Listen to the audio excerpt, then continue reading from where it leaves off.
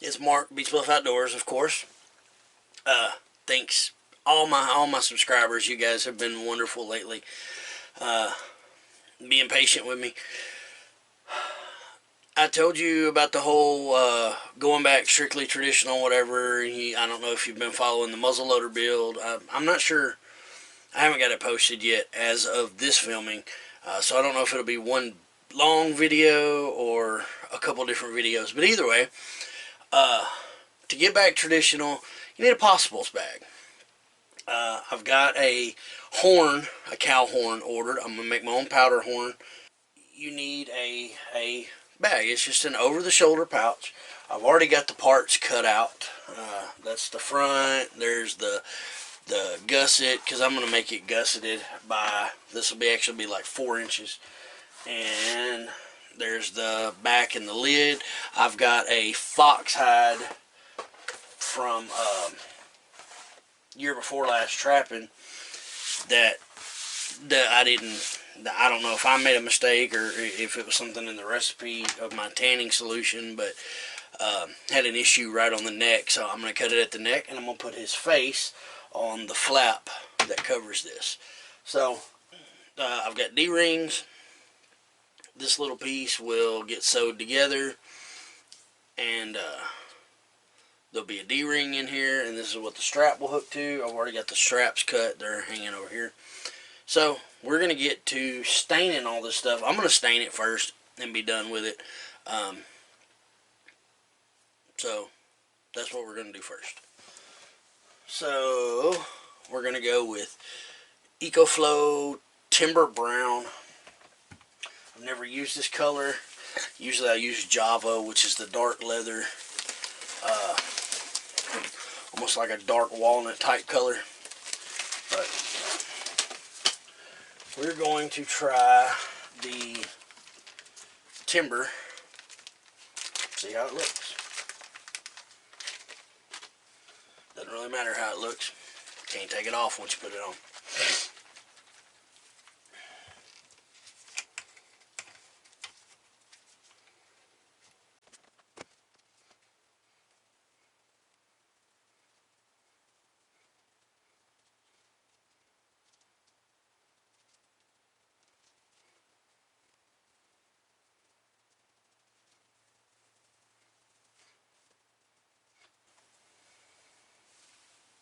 Sometimes when I'm dyeing, I like to leave the excess, leave it a little runny, because it gives it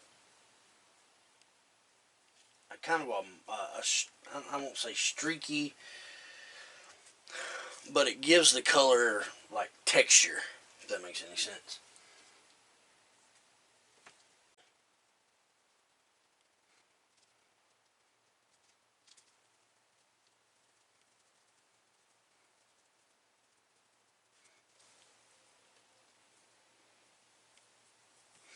I really like this color.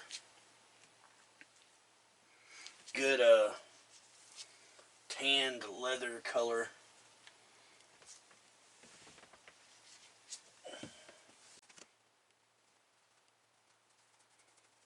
I don't get real particular with the inside because well, I mean, it's inside, you don't see it, but I do like to put a little color on it.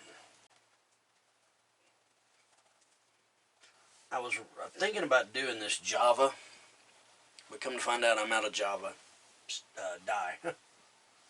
Or not out, but definitely not enough to finish these large pieces.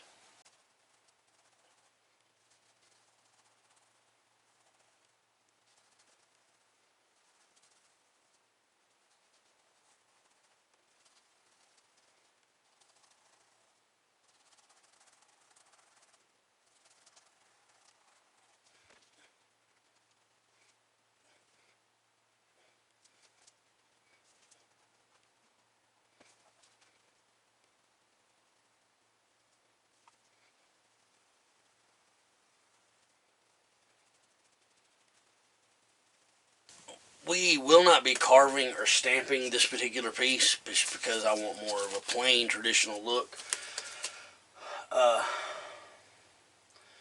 So when we get this all stained, we're just going to sew it together, and when I get done with this, I'll probably go ahead and glue up and go ahead and make my tabs.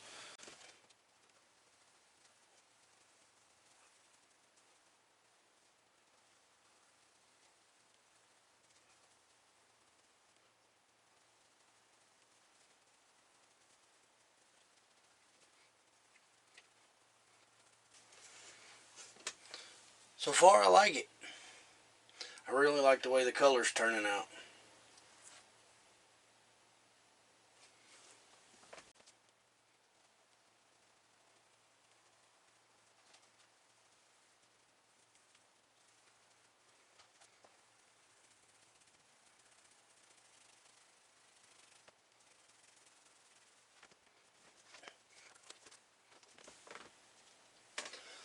So, my battery's low.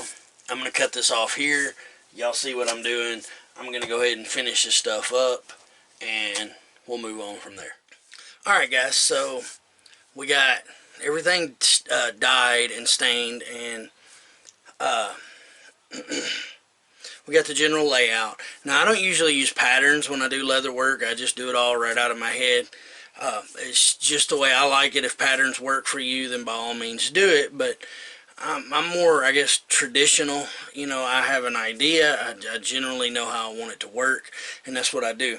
But one of the big questions I get asked is, what type of stitching do I use, or how do I do my stitching? Do I use the 2-needle method? Well, I do saddle stitches, which is pretty common. I guess you could say it's the norm. But I don't use the 2-needle method. The 2-needle method, you put a needle on each end, a really long piece of thread, you go through the hole, you find the center, and then you keep crossing needles through the same hole. The next hole down, you'll cross, pull the thread tight, and then cross. And basically it does the saddle stitch in one move.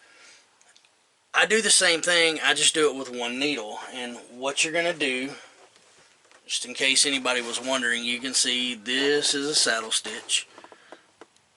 See, every hole is covered. Here's what it looks like when you start. Okay, so you're just going to start on one end and work your way around. When you get to this end, you're just going to start going back and alternating holes, like each one of these gaps. So you're going to go here and then come back through and just alternate back and forth. That means you have to go all the way around and then come all the way back around. Whereas with the 2-needle method, you can just start, and when you get to the other end, you're done. The way I do it, I guess, is a little harder and a little more confusing, but it's the way I learned to do it, and it's the quickest and easiest for me, and so that's just kind of what I've stuck with. But it's just an idea. If you're looking for a new way to do things, that may be for you. One needle, just go to the end, then loop back around and go back to where you started, and you're done. So it's real quick and simple, but we're going to finish sewing this up, and I guess I'm going to have to wet it or something and get it turned inside out.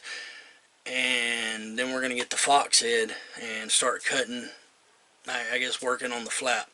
I've got a piece of deer antler. I'm going to work on the closure with some maybe like latigo or something, or just some leather stripping. I'm not sure. We'll deal with that when we get there, but we're going to finish sewing this and see if we can get it turned inside out. It's going to be a bear because it's like 4-ounce leather, and it's pretty stiff, so we're going to see what we can do.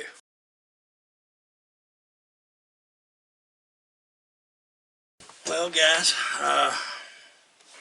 we got it turned inside out, and I went ahead and sewed the buckles for the straps. That's what will hold the straps on the sides.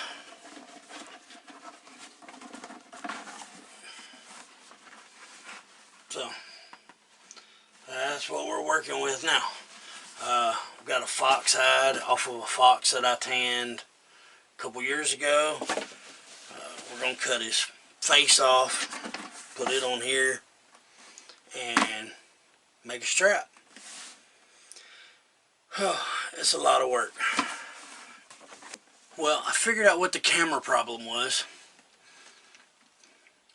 Basically, the card was corrupt, the SD card. So Took the family out to dinner. We went to a electronics store. I got a couple new cards. Came home and formatted the card and got all the videos off the other one, and actually I just forgot to turn this back on. So they're all in there watching TV, so I came out to the workshop and got back to work. So I got this side of the strap on with the buckle, which would be the short side. I got the Fox on there. I got the face trimmed, and I'm working on the over-the-shoulder strap. So basically, that's what it's going to look like. So, not too bad so far. But we're going to work on this main strap, get it glued and sewn, because I'm just tired of sewing. It's, man, a lot of sewing on this project. But I'm going to get this knocked out, and I'll get back with you when we wrap it up. Like I said, I got to go outside. I've got a bunch of antlers hanging up outside the shop out here. And find me a piece of antler and figure out how I want to do this closure. So we're going to work on all that, and we'll come back when we're finished, or at least when we get to a stopping point. I'm about to head into work for 4 more days through Thanksgiving, so it'll be a week before I get to work on this. So we're going to try to get some more done. I guess before we wrap this video up,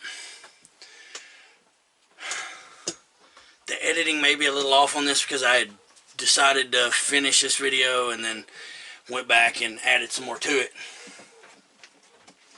I want to show you what I decided to do. See my little fox? Little piece of deer antler. Made me a latch.